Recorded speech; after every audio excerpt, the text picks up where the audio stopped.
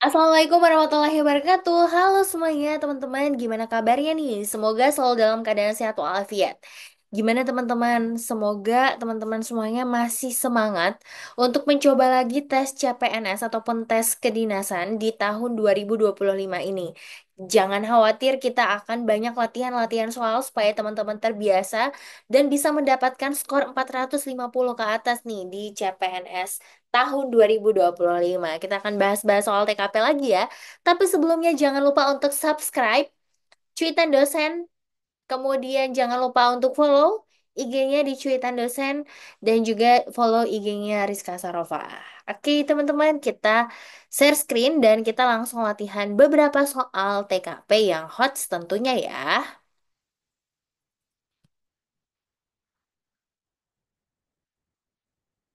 Soal pertama berkaitan dengan sosial budaya, teman-teman.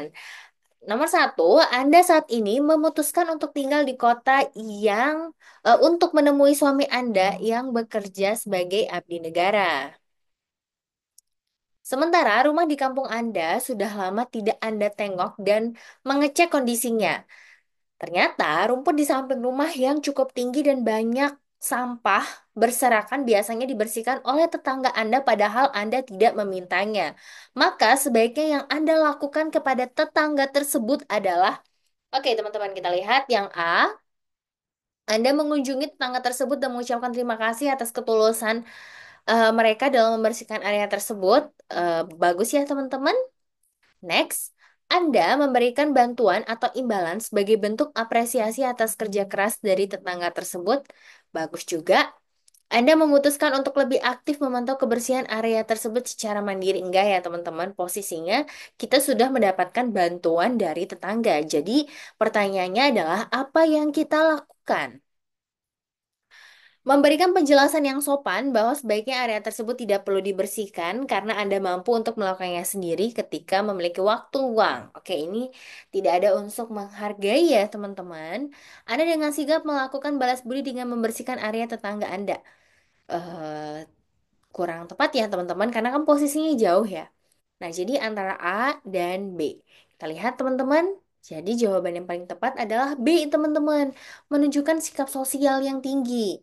Jadi karena dia sudah membersihkan, Anda patut untuk memberikan bantuan atau imbalan. Kalau yang A ini hanya sebatas mengucapkan terima kasih saja, teman-teman. Jadi tindakan yang lebih konkret itu ada di B. Jadi poin 5-nya ada di B, kemudian poin 4-nya ada di A, poin C-nya ada 2, kemudian D-nya 1 dan E-nya adalah 3, teman-teman. Jadi harus menunjukkan tindakan konkret. Kemudian tips berikutnya tidak menimbulkan masalah baru. Dan fokus sesuai dengan ilustrasi soal. Jadi nggak usah terlalu overthinking. Next, nomor 2, teman-teman.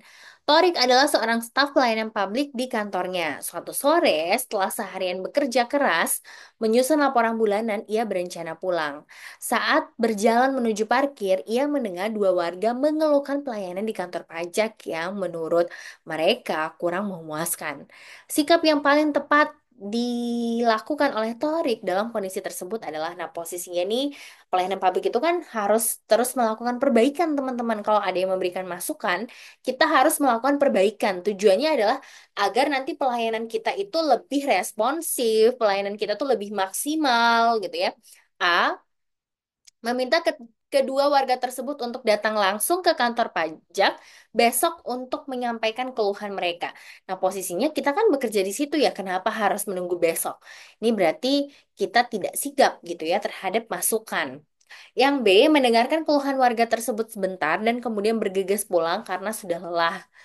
Oke, ini artinya kita hanya sekedar mendengar aja, teman-teman, tapi belum ada tindakan lebih lanjut. Jadi enggak ya.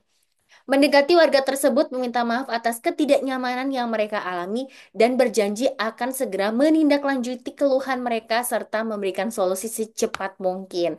Oke, ini teman-teman bagus ya. Yang D, mendekati warga meminta maaf atas ketidaknyamanan yang mereka alami dan berjanji akan menyampaikan keluhan mereka kepada pihak terkait di kantor. Bagus juga. Meminta warga tersebut untuk tidak membicarakan kekurangan kantor, enggak ya? Jadi gimana nih, teman-teman, C atau D? Nah, oke, jadi poin 5-nya itu ada di C, teman-teman. Lah kok C ya? Kenapa sih bukan D? Kita diskusi ya. Jadi yang pertama, yang C itu sama dan D itu sama minta maaf. Berarti clear ya, harus minta maaf dulu. Kemudian berjanji akan segera menindaklanjuti dan memberikan solusi gitu ya. Nah, memberikan solusi ini bisa luas teman-teman. Jadi bisa melaporkan ke pihak terkait, kemudian akan mencari solusi dari atas nama kantor itu seperti apa. Jadi dia benar-benar akan memfollow up masukan-masukan yang disampaikan oleh warga itu, teman-teman. Kalau ini dia sekedar menyampaikan aja. Nah, menyampaikan ini kan belum tentu si orang lain itu nanti akan menindaklanjuti kan belum tentu, teman-teman. Jadi dia harus bersikap untuk bisa mencari solusi secepat mungkin gitu ya. Oke gitu teman-teman. Jadi ada rasa untuk melakukan perbaikan terhadap keluhan ataupun terhadap pelayanan yang dirasa kurang memuaskan oleh warga ataupun orang yang menerima pelayanan dari kantor atau dari perusahaan. Oke, kemudian yang empatnya itu ada di D ya teman-teman. A itu 3, kemudian B itu 2, dan E itu 1. Next, soal berikutnya. Nah, ini soal profesionalisme. Oke, saya minimize dulu. Perusahaan perusahaan menunjuk Samuel untuk menghadiri konferensi SDM tingkat nasional yang diselenggarakan oleh sebuah lembaga sertifikasi. Nah, selama konferensi berlangsung, lembaga tersebut tertarik pada keahlian Samuel dan menawarkan posisi tertentu kepada Samuel yang pekerjaannya tuh bisa dilakukan jarak jauh. Nah, Samuel merasa tawaran ini sangat menarik, tetapi ia masih memiliki tanggung jawab sebagai karyawan tetap di perusahaan. Maka yang dilakukan adalah, nah teman-teman, ini bagus sih sebenarnya pekerjaannya jarak jauh, tapi kan tetap bisa saja mengganggu pekerjaan utama Samuel. Nah, berarti apa yang dilakukan? Samuel langsung menerima tawaran tersebut tanpa memberitahukan pihak perusahaan karena pekerjaan jarak jauh dianggap tidak akan mengganggu. Nah, belum tentu ya, teman-teman. Kemudian yang berikutnya, Samuel menolak tawaran tersebut tanpa diskusi dengan perusahaan. Nah, ini padahal kesempatan, teman-teman. Samuel menerima tawaran tersebut tetapi memastikan bahwa pekerjaan utama di perusahaan tetap menjadi prioritasnya tanpa berdiskusi terlebih dahulu dengan perusahaan. Nah, sebaiknya ada diskusi dulu ya, teman-teman, untuk menjaga profesionalitas. Samuel meminta waktu kepada lembaga sertifikasi untuk mempertimbangkan tawaran tersebut, lalu mengkonsultasikan hal ini kepada atasannya untuk mencari solusi yang seimbang. E. Samuel menyampaikan tawaran tersebut secara terbuka kepada pihak perusahaan, berdiskusi tentang potensi dampak, dan meminta izin formal untuk mengambil keputusan yang sesuai dengan etika profesional. Jadi jawabannya ini ya teman-teman. Jadi kita tetap harus menyampaikan walaupun pekerjaannya jarak jauh, tapi kan dia bisa saja mengganggu ataupun harus ada kesepakatan dengan perusahaan. Ya, jadi untuk menjaga profesionalitas. Gitu ya teman-teman. Jadi itu opsinya. Silakan teman-teman boleh share pengalamannya kira-kira soal seperti apa yang susah banget tuh ditaklukkan. Tulis aja di kolom komentar ya. Siapa tahu kita bisa berdiskusi. Oke, gitu aja teman-teman untuk soal yang part ini. Jadi 3 soal aja, tapi hot banget kan. Jadi antar opsi tuh mirip-mirip banget. Nah, teman-teman jangan khawatir.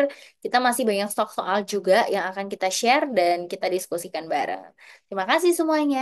Sampai jumpa. Wabillahi taufiq wal hidayah. Wassalamualaikum warahmatullahi wabarakatuh.